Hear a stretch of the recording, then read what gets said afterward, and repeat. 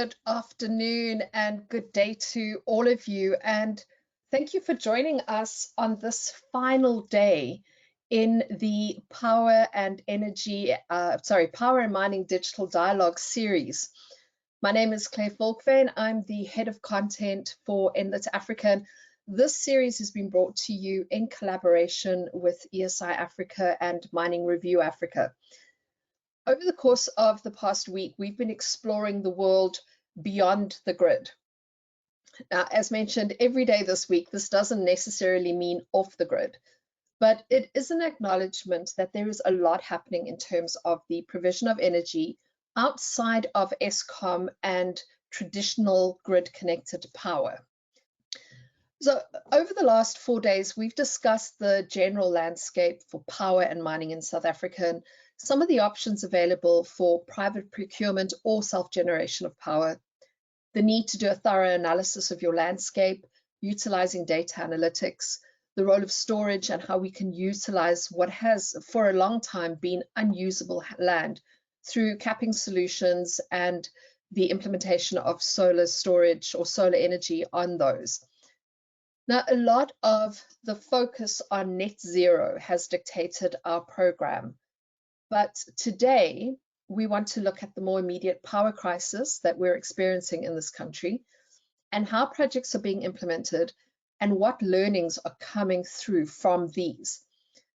And in order to sort of dig deeper into this, I'm very pleased that I'm going to be joined by Joanne, who's the CEO of ENERGJ and also spokesperson for the South African Energy Storage Association, and Jonathan Skeen, who's the General Manager for Gauteng for IPP developer Sola. Jonathan and Joe, thank you so much for joining me today and for agreeing to share some of your thoughts and experiences on this incredibly important topic. Thank you, Claire. Yeah, it's good to be with you. Very great to be here. Thanks very much for the invite. Joe, thank you. You are in the middle of quite a big project and spend more time on the mine than what you do in your own home. Jonathan, I know that you have also been involved in a number of projects where you have implemented developments with mines. And I guess for me, perhaps the question I'd like to start with is, what are the drivers that are causing mines to start considering this, the need to either procure or self-generate power? Joe, maybe you could start us off with this question. Okay, great. Yeah, I think that the mines form part of what we call the intensive energy user group. So they are the big off-takers. We see them with massive loads, 40 MV base loads and that. Mines invariably have a very consistent base load, so it's very tailored like this, that there's no dips on Saturdays or Sundays or between night and day. So they have a lot of more intense requirements from the point of view that say you were just entertaining solar or whatever, you know what I mean, they've got to look at the options of nighttime is the same load as the daytime. That's the first part. The second part is they're obviously very exposed to pricing. Mines historically had far better returns and revenue streams than that, and currently now, even if you look at, say, for instance, a gold mining, they've got less gold per ton. You know what I mean? So the extraction costs and things are limited, and so your cost of energy becomes a extreme cost on the OPEX. It's a very high cost. So if we had to reflect back to 10 years ago on a mine, you would say that the energy cost was maybe 5% of their OPEX. Now we're looking at 35 to 40% of the OPEX. So they've got this challenge now that they have to predict. They have to predict an OPEX, and then they still have to project for the 10 years what their cost of production is going to be. Now you've got this higher pricing, right? And now all of a sudden you've got this impact as well of can I say I don't want to be misquoted and have the Eskom come and call me up, but no one can foresee what the increases are, right? So there's these narratives in the press which drives the gold price and all the different prices up and down, because it'll be say, oh, we're getting 32% next year. Okay, maybe it's not going to be 32%, maybe it's going to be 90, maybe 15. But the volatility of that pricing increase, and that plays havoc with them with their cost of production and how they project where their gold pricing is going to be.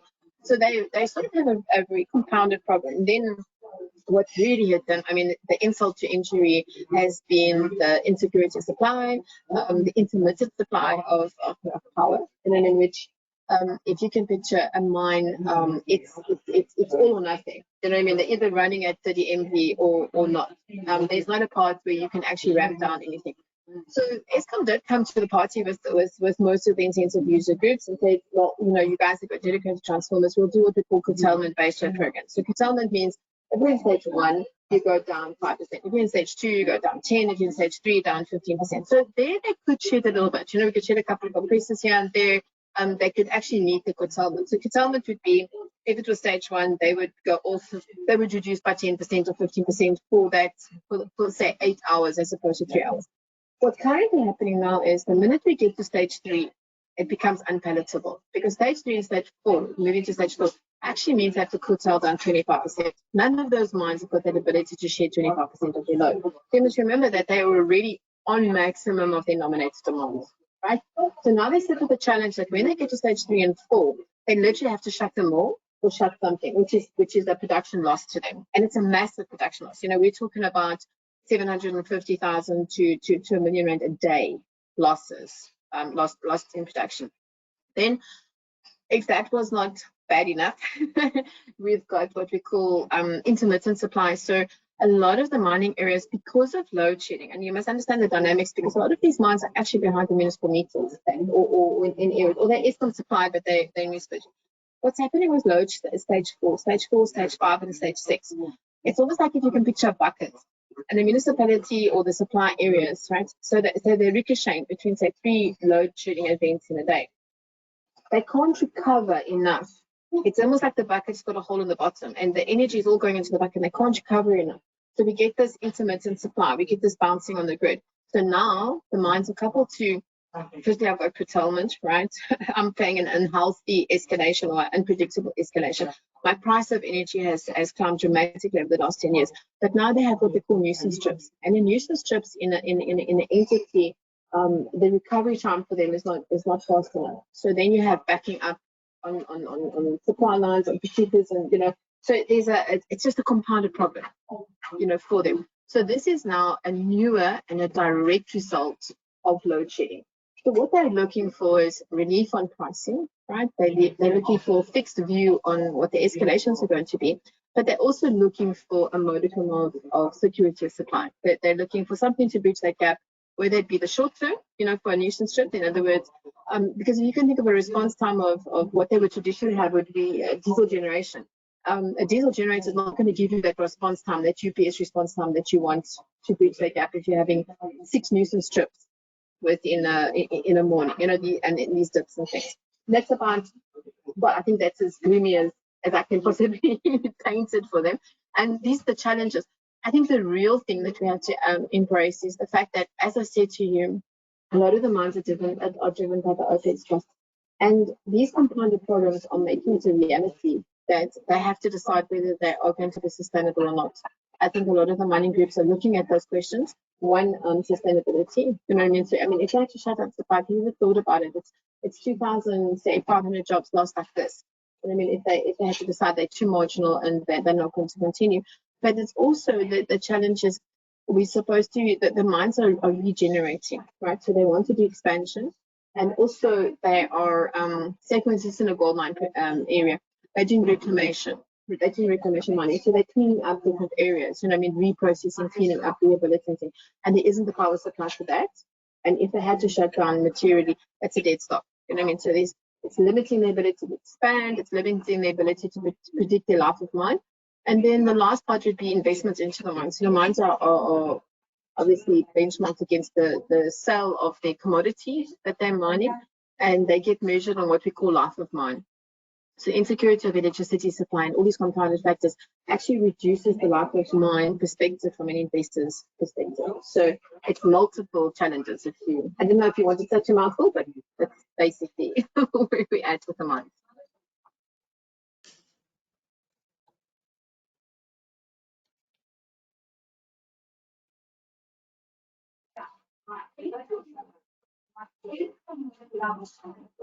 So we can't hear you. Jonathan, are you able to hear too? I can't hear you, Claire. Yeah, we can't hear you, Claire. I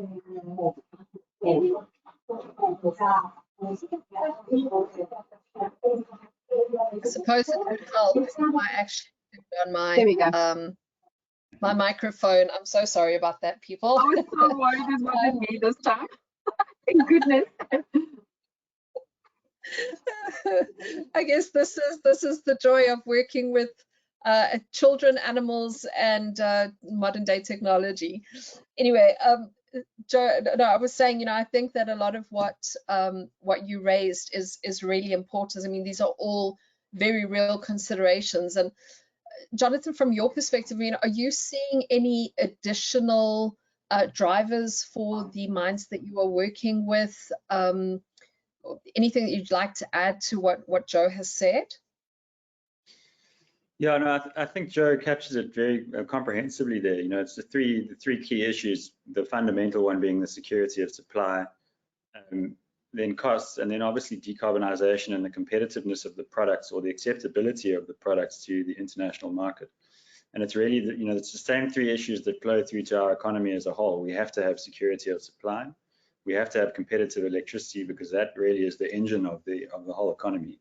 And a lot of the businesses that are producing goods and services within the economy. I think Joe captured it really well. I think one interesting anecdotal sort of thing that we've seen, though, is in relation to the decarbonization side, where there have already been some large international RFP processes for certain materials and metals where the South African market has actually been excluded.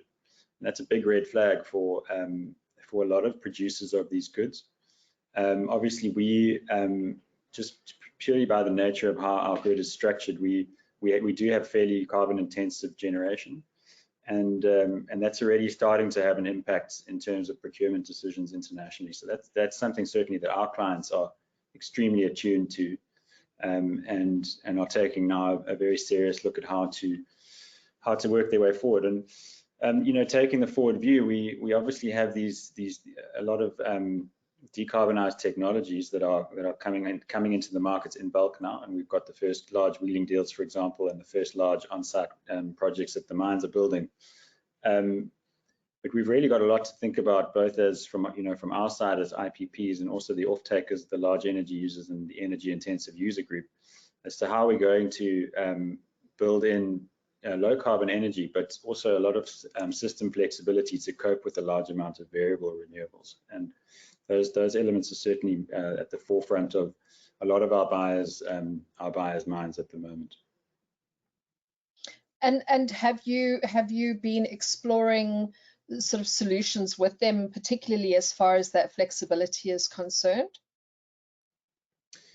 Yeah, absolutely. So I mean, certainly our company has had the obvious solution that comes to mind is energy storage. And we've been working in the energy storage sector for quite some time, obviously starting with some smaller off-grid solutions and working towards the grid-connected solutions. I think the bigger picture speaks to flexibility as a whole, and that speaks to which technologies are you procuring in terms of solar, wind, and other more traditional baseload supplies, but then also how the energy is actually managed, how it's how you transact with the electricity system, and how the electricity market is going to evolve. I mean, that's really a huge question at the moment. There's a lot of work that is actually happening in the background at Eskom, at National Treasury, to sort of plot out the electricity system of the future, and how we're going to effectively manage and build in flexibility into the system in terms of how we transact, how electricity is generated, how it's used, how we manage demand. So really, there's a multi-pronged strategic view that buyers need to take, and that goes beyond just the technologies themselves to a large extent. Yeah, I mean, just in terms of market design, and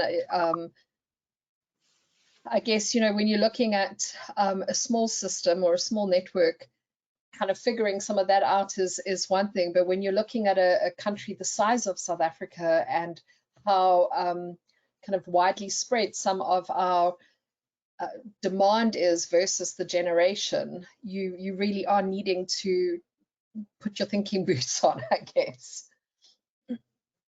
Yeah, absolutely. And you know, diversification of supply is certainly you know, that's seen as a winning strategy, not just in the South African market, but internationally. That the more we can diversify supply and the more we can diversify and have flexibility in the market. We exist in a system right now where we have a central utility, and we have emerging sort of wheeling transactions that are coming, and also and buyers choosing to generate on site as well. But there's certainly several more steps that can be taken to open up that process. And one of the things we've also seen is just the nature of the transactions. They've been built around the market that we have now, but as you know, as we can open up the market and have more, for example, more wheeling transactions, that creates a lot of diversification of risk in the market, which allows us to do a lot of interesting things with the power sector. Yeah, Joe and I have had multiple conversations, not only about the storage element and why it's so important, but also around wheeling as a concept in this country, and again, why it is the key to unlocking a lot of that security of supply that we so desperately need. And it's kind of a chicken and egg kind of story at the moment, because do you have the market structure in place first, or do you have the wheeling happening and kind of the market develops around it? You know, these are questions that we've been pondering for a while. But I just wanted to touch on, Joe, you mentioned this as well a little bit earlier, but Jonathan, I was really interested to hear that even now, in terms of some of the RFPs that are coming out, South Africa is being excluded because of its perceived, I guess, dirty power, and that already things like the consequences of the carbon border adjustment mechanism that is going to be implemented in the UK, in the EU, is already trickling down into the supply chain. How do you see that kind of evolving? And Jonathan, I'll ask you to answer that first, but Joe, I know that you have also got very specific thoughts, not only on that kind of carbon penalty, I guess, but also on how we could be utilizing carbon credits a little bit more effectively. So Jonathan, maybe if I could just ask you, I mean, how do you anticipate this is going to evolve going forward? Yeah, I think we're obviously seeing the first indications of many years of planning and discussions and policy making internationally around bringing these systems into place. So these are really the first, the seeds have been planted, and now we're starting to see the branches and the leaves emerge. I think from our perspective, what we are seeing is certainly from our buyers, we're seeing the carbon or the environmental attributes of the power that we provide is no longer treated in quite a cursory way in our agreements. It's very fundamental to our agreements that we have.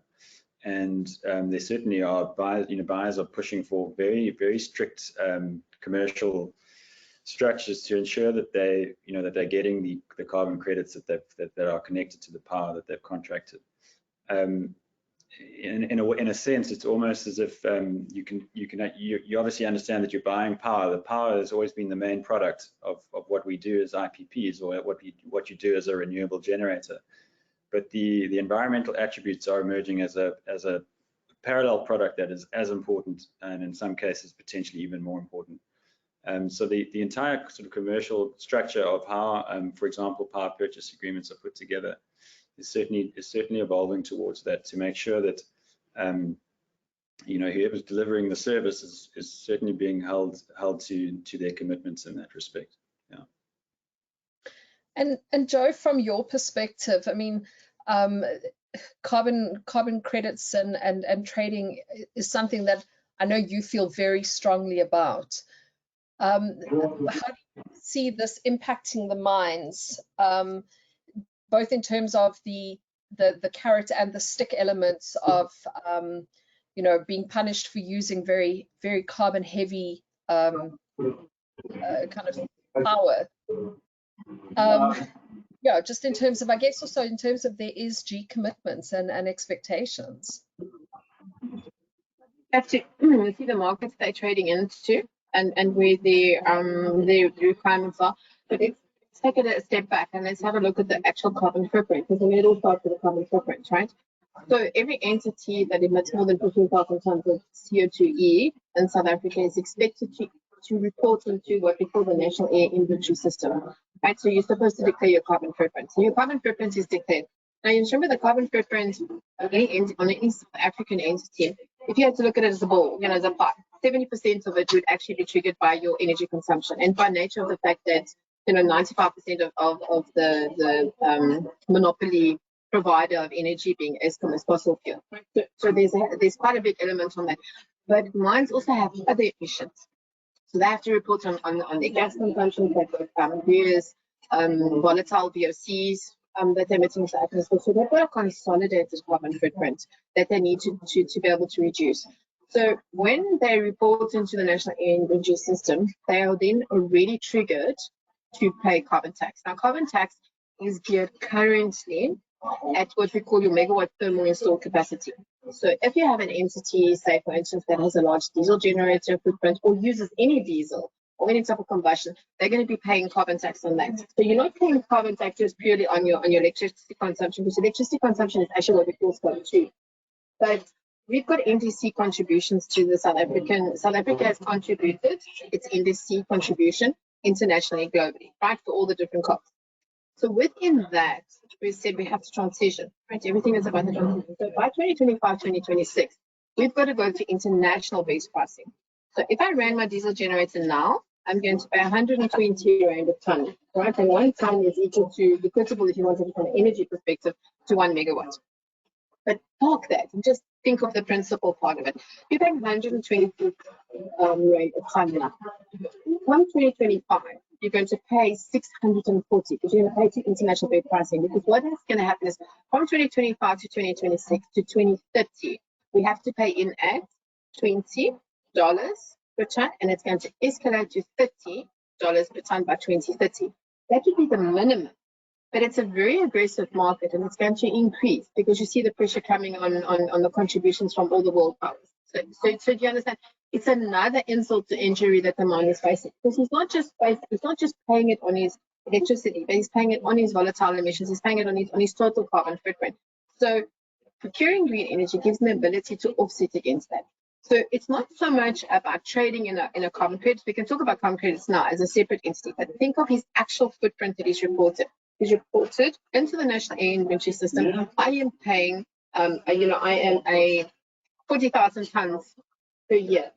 So how does he now show he's decreasing his carbon footprint to comply to his ESG reporting? And you remember that every listed company is compelled to report not only to the National Air Inventory, but to the Johannesburg Stock Exchange.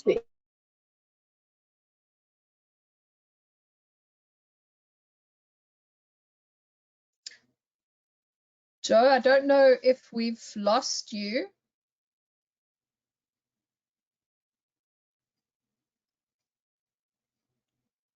Okay, I think we may have a bit of a technical problem there on Joe's side. But if I could ask if our technical team could just communicate with Joe and mute her so that she doesn't come on kind of mid conversation. And Jonathan, I'm going to sort of focus on you for the moment. And what I'd like to know, so you come at this problem from the perspective of an IPP, and there's been a lot of talk about whether or not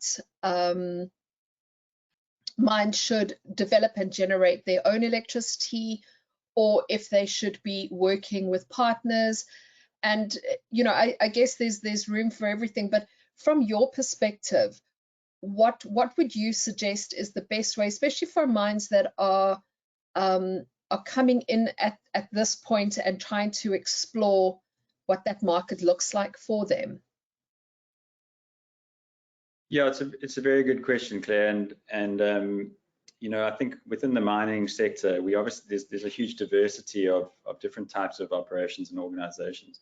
I think look what we focused on as a group, and what we believe can benefit really the economy as a whole and the country in terms of the problems we're facing right now, is looking at ways to get as much power as possible onto the grid as quickly as possible. We, obviously with in the short term, really the things that are available to us are wind and solar primarily, and we found that certainly by wheeling power, by being able to wheel power, by effectively inserting it at one point in the grid, and then having your off-taker located anywhere else on that grid, and you really do a financial reconciliation of the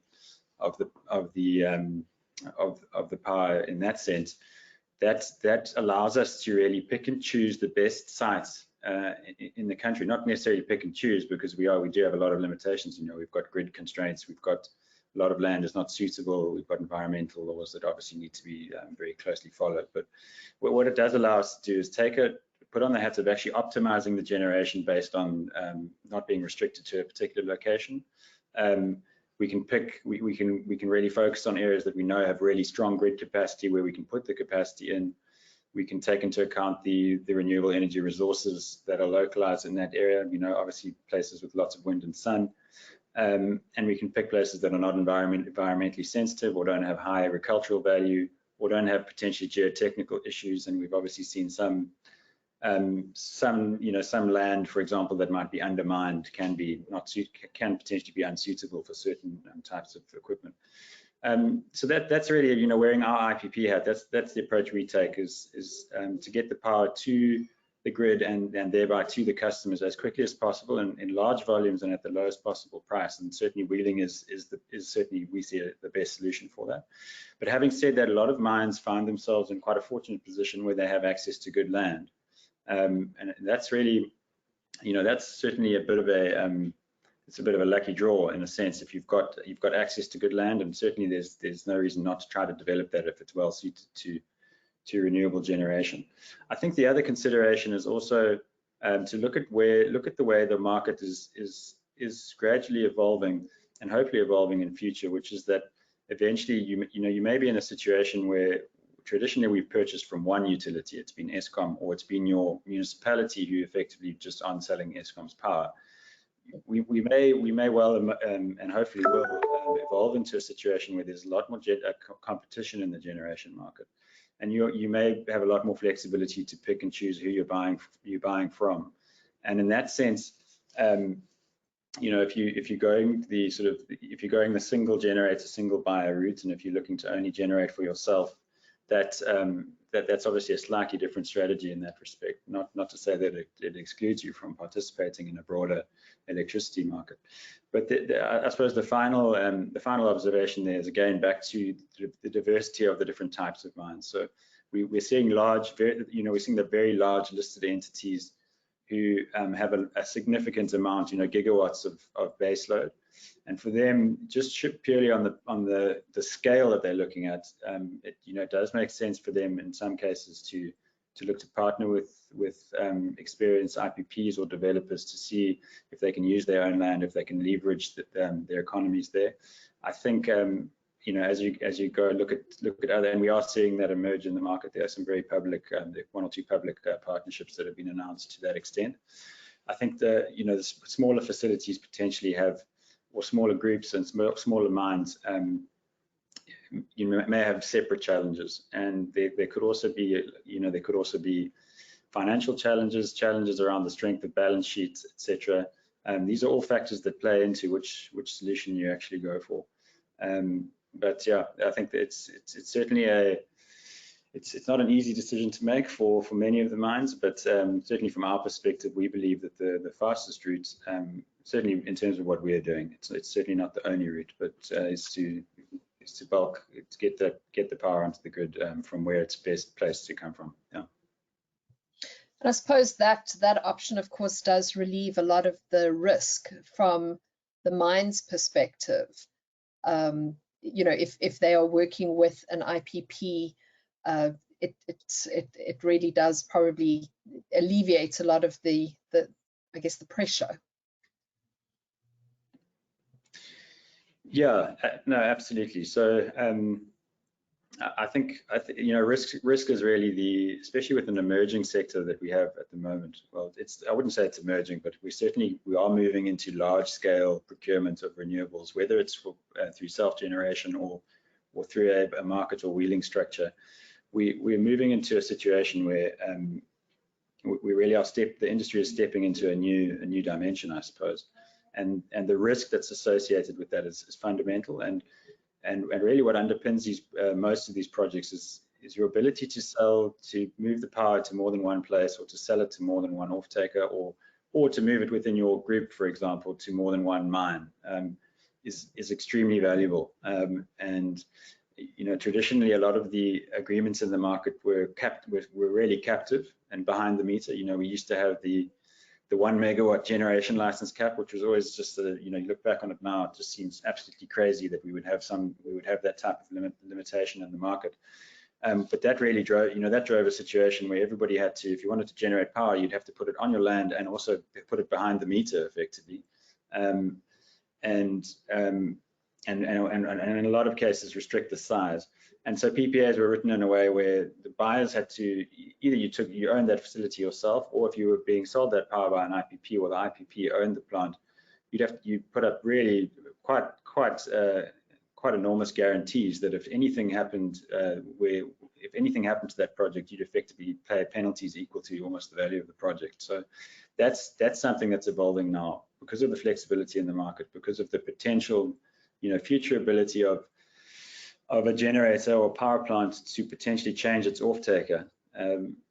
That's really that's the first step to creating a market and diversifying risk in the market, and which can be a very powerful mechanism to reduce risk, and also to create economies and increase and really reduce costs. So before I move on to Joe, I just wanted to ask, could you talk us through the steps that you would take if, say, you were approached by either, I mean, there's obviously two ways we could look at this, is A, somebody would approach you to buy power from you directly, or they would approach you to develop a project in conjunction with them. And I mean, I guess pick one, because I'm not going to determine which one of those is the best to speak through. But what would the steps be then? How would you go about that initial conversation up until the point where you're delivering power to that mining entity? Yeah, so happy to talk about both of those, because we often get, you know, we are approached in both of those channels. Look, certainly in terms of procuring power, what we see is really the major factors there are, you know, all large energy users need to be aware of the fact that we have a major power crunch, and part of the crunch is actually the grid. The grid is a major risk to the mining sector, but to our economy as a whole. The ability, you know, we've seen the plans of how much power we need to bring onto the grid. Our ability to do that quickly is certainly the greatest risk that we see is really getting grid approval to connect to the grid. Having, you know, Eskom has the grid access unit, and actually has a lot of very good people in that unit, but they're coping with a surge in demand for grid connection, which is unprecedented. And so if you're a buyer, you need to really be keenly aware of what it is you're actually buying. You need to be keenly aware of the fact that do your projects, are the project sites and are the generators that are offering you power, or even if you're wearing the hats of self-generation from land that you might own, do you have a valid grid connection, and are you kind of aware of the timelines that it's going to actually take to connect a lot of these projects to the grid? So that's really a key upfront consideration. You know, there's obviously around procurement as well. We found it's interesting to see that traditional RFP procurement, where you have an where the buyer releases an RFI, they progress that to an RFP, they have a competitive process, and they eventually have one or more preferred bidders, and they enter into advanced negotiations. That structure can be, it's not to say that it doesn't work. I mean, it's tried and tested, but in the context of sites, of the demand that we're seeing, that you can go through that process and end up with no sites because they've all been taken up by more efficient processes. So as we evolve towards more of a market-based structure, I think there's a bit of a mindset shift that needs to happen from the traditional RFP to procure power to more of a situation where you're actually buying power from the market, and it's more of a standardized commodity, and it's not necessarily a detailed RFP process. And then in terms of using your own, potentially leveraging your own land or your own assets to try and generate power with an IPP, for example. Certainly, I think there's a lot of value in engaging specialist services just to understand what the prospects are. You certainly want to be doing a high-level due diligence. We've seen processes where an RFP gets run before the basic due diligence has taken place, and then you run an extremely high risk by assuming that your site is viable without actually doing some of the initial homework of getting to the end of your process. And maybe you assumed you'd have a 100 megawatt project or a 200 megawatt project, but you've now got a 10 megawatt project, and your grid connection is quite sketchy, and you're not quite sure if it's going to work. So certainly you want to do that up front, and you want to have good partners. You want to have the right people helping with that work, because it is highly specialized. There's a whole suite of development work that needs to happen, and certainly in our team, we have a whole development team that spend every working hour assessing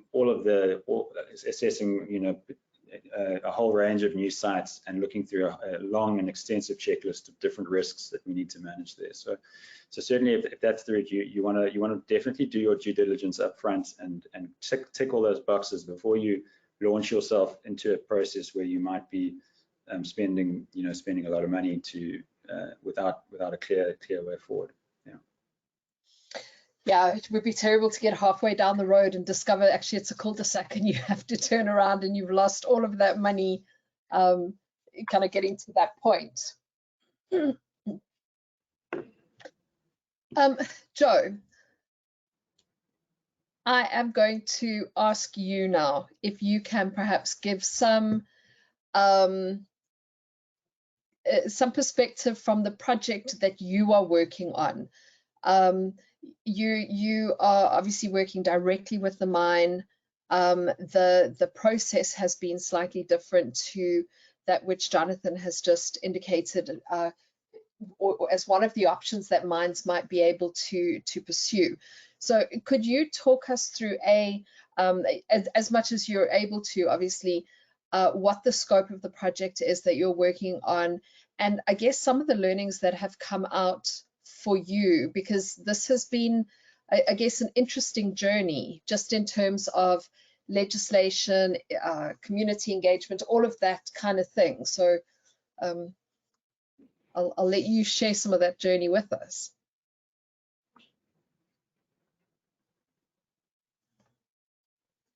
Okay, I think you're on mute.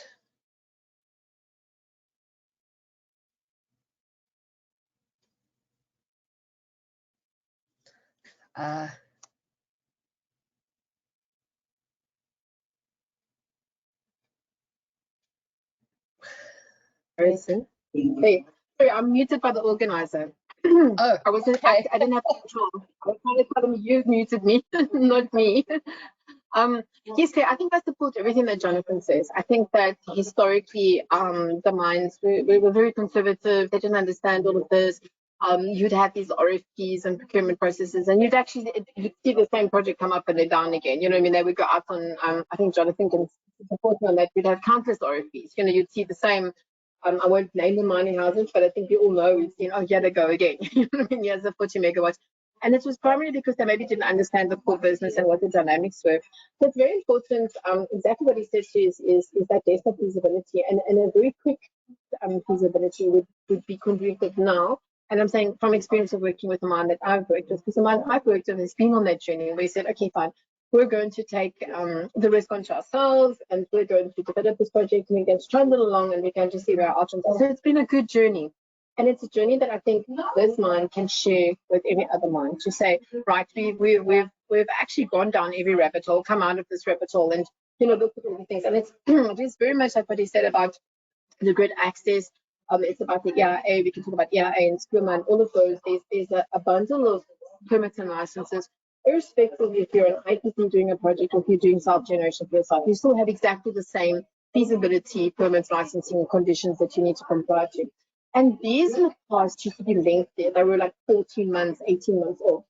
So at a presidency level and at a NECOM level, they've said, look, we need to get the incentive energy movement group up. They need to be supporting, whether they're buying from by IPP or self-cap is immaterial. They need to get power urgently. And so NECOM has had a look at it and said, right, what were the stumbling blocks, the EIA? So we've seen recently Minister Bobby Creasy promulgated on the 27th of July.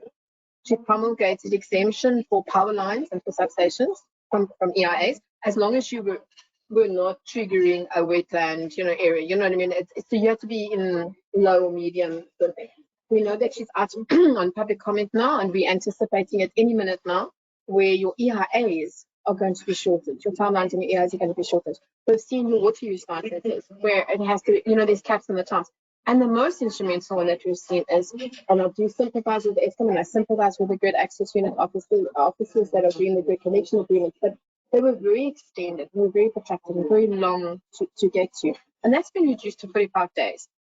Right. So what the mine has now is he doesn't have to go on this long path and this long journey to attempt his feasibility.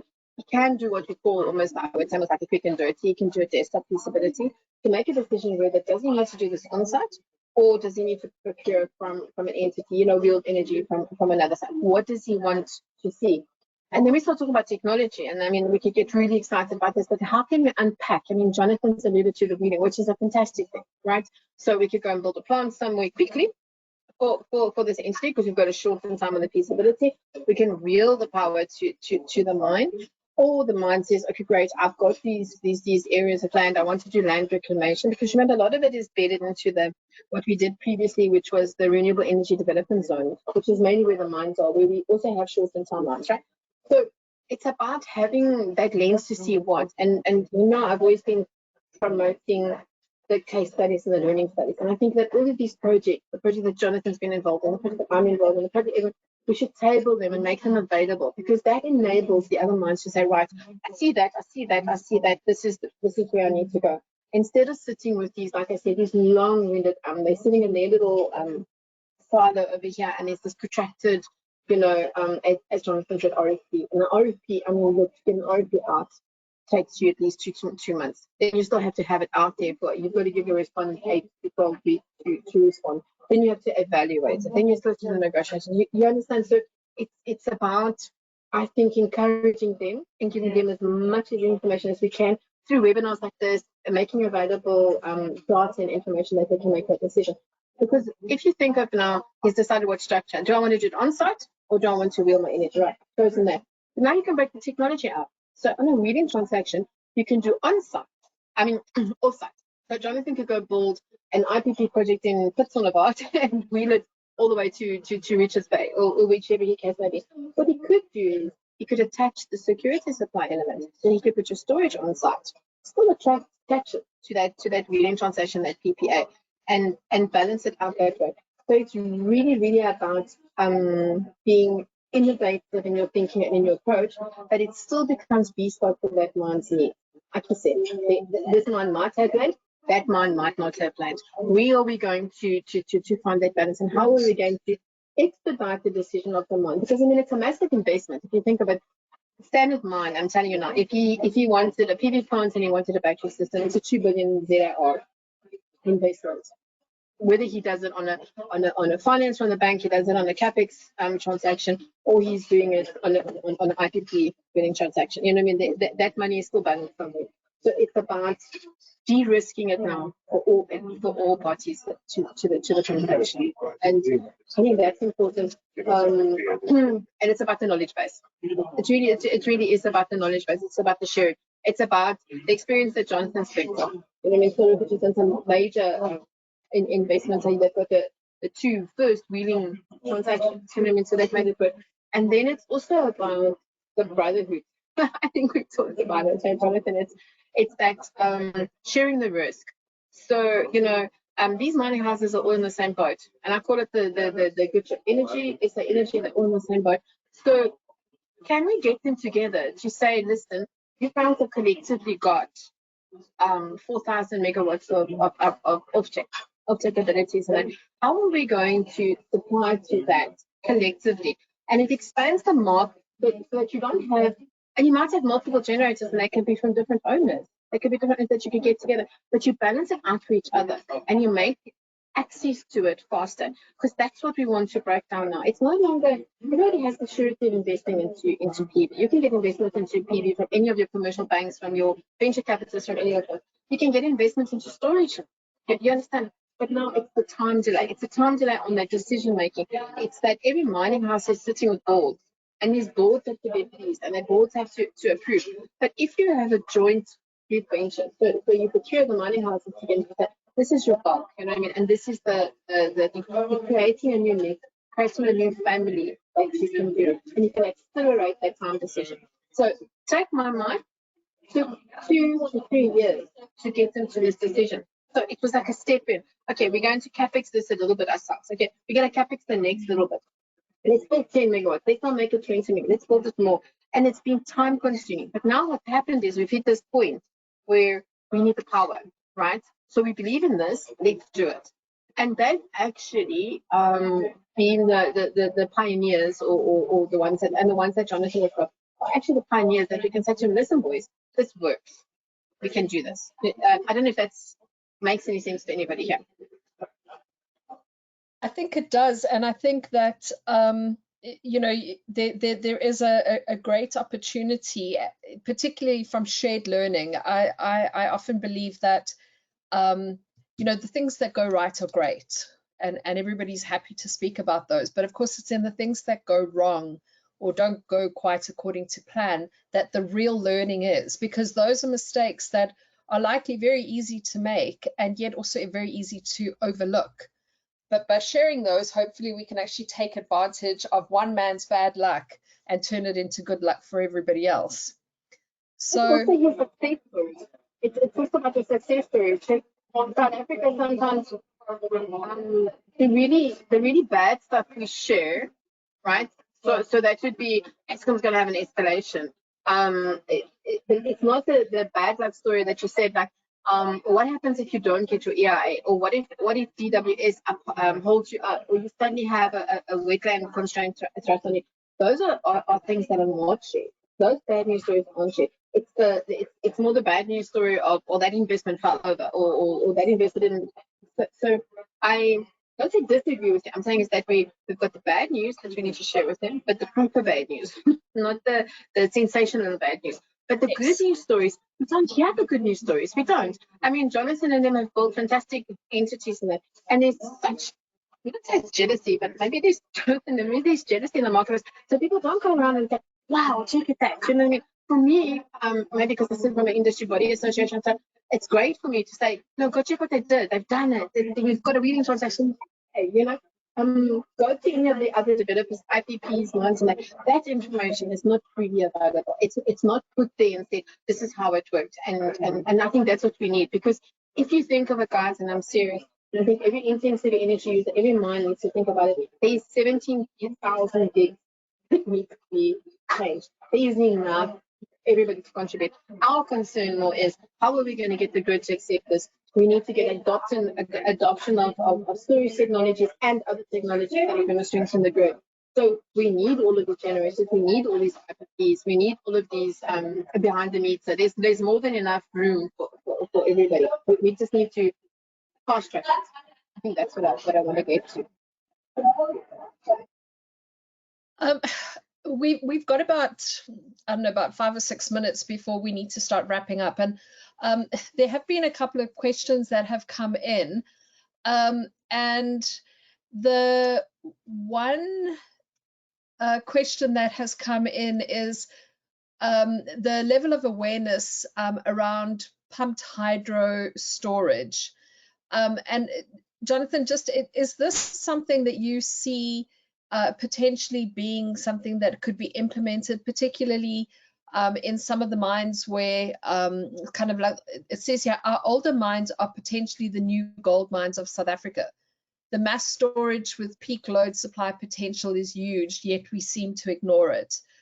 Is that something that you feel you could comment on, or at least feed into in any way?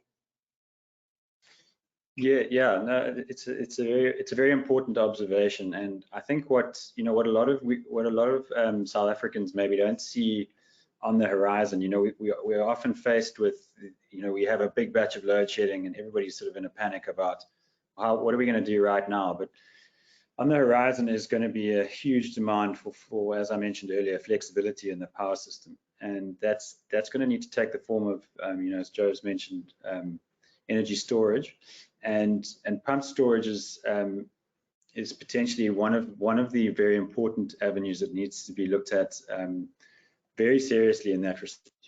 One of the things that we've that obviously we have to contend with is the fact that South Africa is a water scarce country, and may become more water scarce as the impacts of climate change come into play.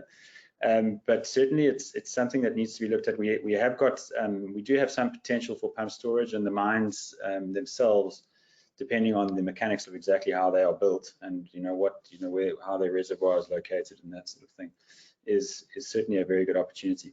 But yeah, it needs to be it's a holistic view that we need to take, and certainly we see that flexibility right now, we're all rushing to get the kilowatt hours onto the grid. So we're talking, a lot of the discussion right now is dominated by the energy discussion, but the power discussion, which is really the flexibility, the dispatchable power, how we actually create a system that's in balance and that can react, that can balance supply and demand. We're going to need innovative solutions, and in the long term, if we start looking at scenarios where we're completely decarbonizing, and a lot of the mines have net zero journeys that they are embarking on, then storage needs to go into we're going to have to see the emergence of almost new technologies that allow long duration storage, potentially even seasonal storage, so storage across the winter and summer. That's economically viable. These are huge questions for the power sector globally, and they're huge questions for decarbonization processes. And I think we're going to see that each country, based on their resources and their specific geography, is going to have slightly different approaches to how they tackle this and deal with it. Joe, I don't know if there's anything that you'd like to add to that. The energy mix. I think that we sometimes disregard it because we talk about the clean energy and that. And I think when one wants to perceive clean energy, whether you're looking at PV or wind or storage or pumped hydro or whatever, it's about where that resource is and what is the cradle to grave impact on it. So I support what Jonathan says 100%. I mean, we've got shafts that are 2,500 meters deep that are filled with water. That becomes a conducive option. We see mechanical lifting. There's mechanical storage. I mean, not all storage is just related to a base system or to a battery system. But I think we have to start, as I said before, embrace the technologies. We know that these technologies work, and actually find the ones that is long-term planning. So the mines are doing short-term planning now, like he said, kilowatt hours to the grid. But what is the medium-term planning and what is the long-term planning on that? And what technologies are at disposal, to utilize with the resource that's available. So it might be conducive in one mine, but it wouldn't be conducive. There's no one-stop, fit for all. We need to expand our thoughts on it, to say that there will always be an energy mix. And technology is going to change, right? I mean, if you look in the storage sector, we've seen nascent changes. I mean, it's a fast-moving market. And even in PV panels, I mean, just look where we were a few years ago, we were sitting on what was the entry-level ones, 180 watts of that. I mean, the guys are moving to 700 watts, bifacial panels. I firmly believe, and I know that I'm going to be seen as the crazy loon out there, but in like 5 years or 10 years time, maybe a panel is going to be a paint that one's going to paint on. We've seen the most amazing innovative technologies. I think we need to be exposed to those technologies and decide what are we going to use. But we always have to bear in mind what is the cradle to grave. It's about the disposal, it's about the cradle to grave, it's about what is the resource that is used to like, and that's why maybe sometimes storage, sometimes PV as a big hammering, because I mean, if you have to look at the cradle to grave part of it, then we can start having all these conversations about lithiums or crystals or aluminium, you know. So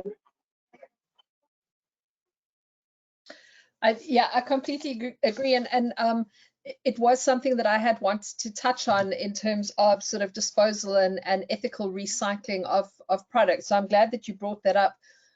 We only have a couple of minutes left, so I think instead of going that route, what I would like to ask is, Joe, from your perspective, are there any last thoughts that you would like the viewers today to take with them? Any final messages?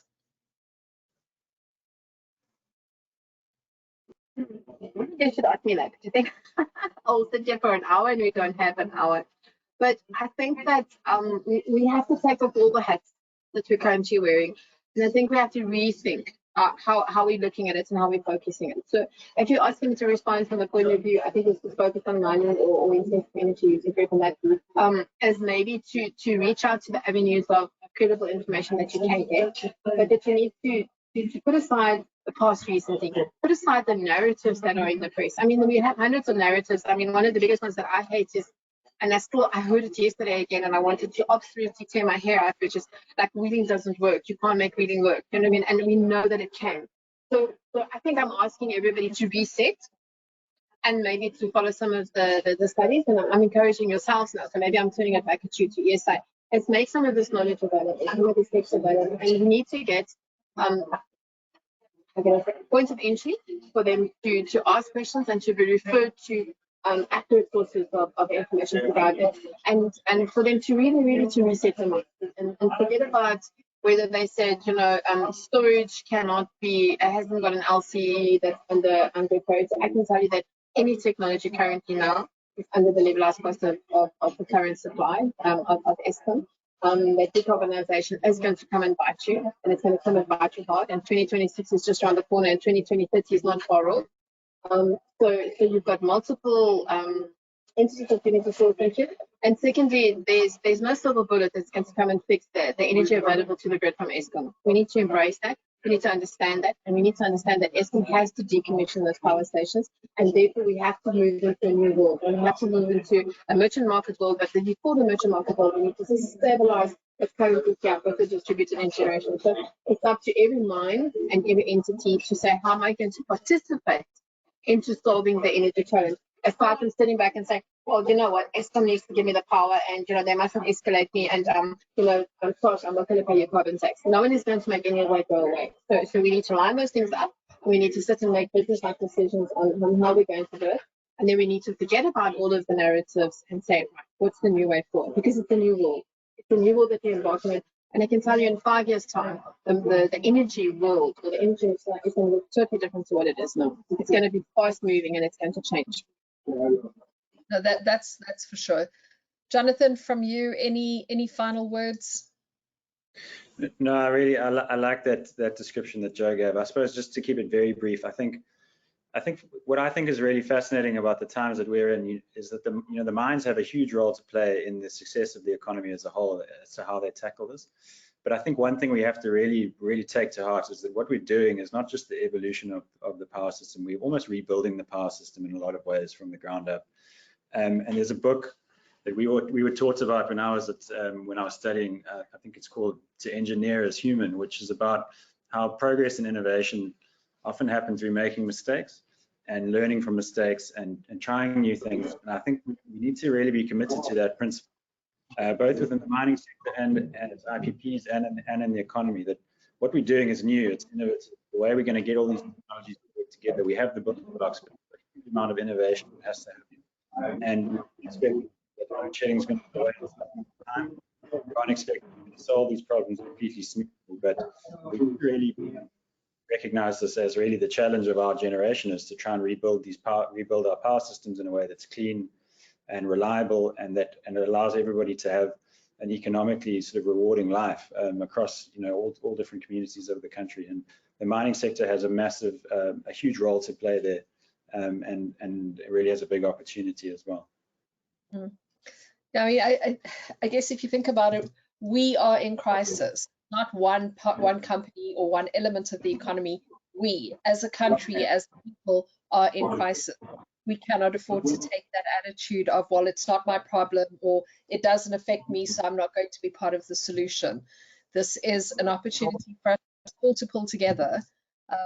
And you know, together we will be far more successful than if we're trying to all individually succeed alone. So I'm very happy with that. Joe, you wanted to say something? Yes, and I thought this was historical, and it was also one of the talks. And you know, we talk about the just energy transition, the energy transition. We need to embrace change. And you know, my view on life is always the glass is half full. It's just not empty. We just have to make the difference, right? But one of the gentlemen put up his hand and he said, you know, that we've been transitioning from the very beginning. And I was sort of dumbfounded, and I said to him, yes, sir. And he said to me, Joe, remember this? He said the Stone Age didn't end because they ran out of stones. And I just thought that was really so apt to where we're at now. You know what I mean? It's really where we just need to think on it. And I think that's the message to the mines. I think that the mines shouldn't be seen as this is the end of something, but I think they really should think of this as the beginning of something that's good for them. That's not, you know, we just need to get them through this little hump that's here now, you know, this energy crisis. Change doesn't come without a little bit of discomfort, but that discomfort is what we need to push us through to the other side. So, ladies and gentlemen, I hope that you have enjoyed this conversation as much as I have. I hope that you've been able to glean the kind of information that you need in order to consider what your next steps are going to be, both if from the perspective of if you're a mine or if you are a provider of services to mines, bearing in mind the implications of carbon, your end of life discussions, financing risk, all of the things that we've discussed over the past week. And Jonathan, Joe, thank you so much for sharing your insights, for your honesty, and for being upfront about some of the challenges that we're facing. And from us here at ESI, the VUCA Group, ENERGJ Africa, and Mining Review Africa, to all of you, have an amazing weekend. And we'll be in touch really soon with a follow-up to this or other conversations. So thanks so much and take care. Thank you.